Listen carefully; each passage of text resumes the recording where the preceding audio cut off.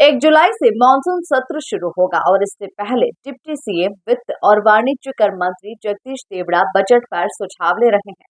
इसी कड़ी में बुधवार को भोपाल के प्रशासन अकादमी में बजट पर संवाद कार्यक्रम रखा गया, जिसमें व्यापारी, उद्योगपति और समाज के विभिन्न वर्गों के प्रतिनिधि शामिल हुए।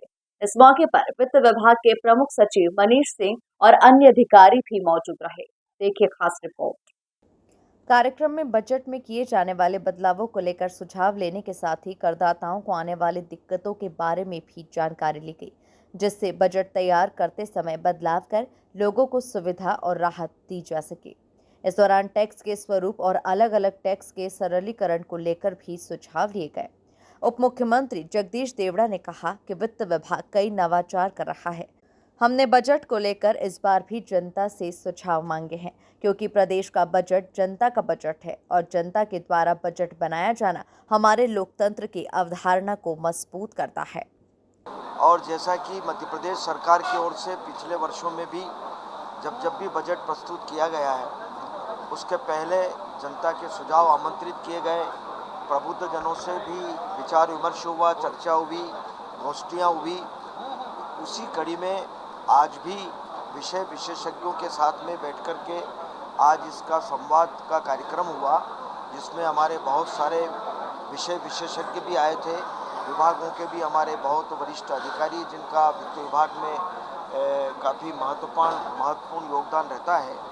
तो आज उसी सिलसिले में चर्चा हुई है। आने वाला मध्य प्रदेश का बजट जनता का बजट हो, जनता के लिए हो और सर्वस्पर्शी बजट हो।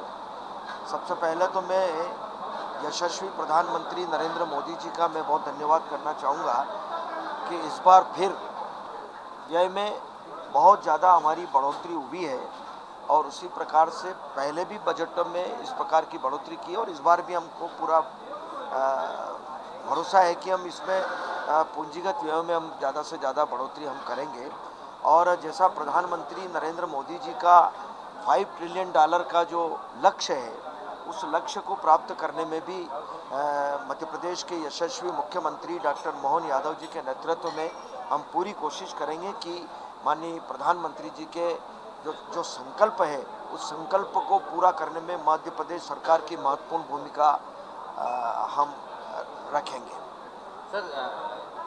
जगदीश देवड़ा ने कहा कि हमने वेबसाइट, ईमेल, फोन और डाक से आम जनता से भी सुझाव प्राप्त किए हैं।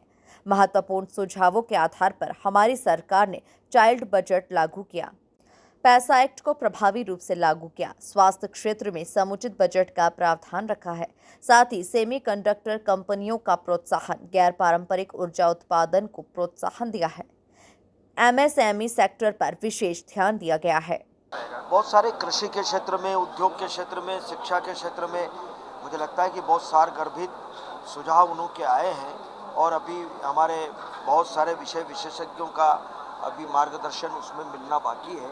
और मुझे लगता है कि जितने भी सुझाव आए हैं, महत्वपूर्ण सुझावों को हम बजट में सम्मिलित करने का पूरा प्रयास करेंगे, ताकि मध्य प्रदेश सरकार का बजट जो बेहतर से बेहतर हो सकता है जनता के लिए, वो हम उसमें शराब बनवाई जा रही थी, इसमें आपकी तरफ से कुछ कार्रवाई के लिए? बिल्कुल, विभाग ने अपनी कार्रवाई की है, कानून अपना काम कर रहा है।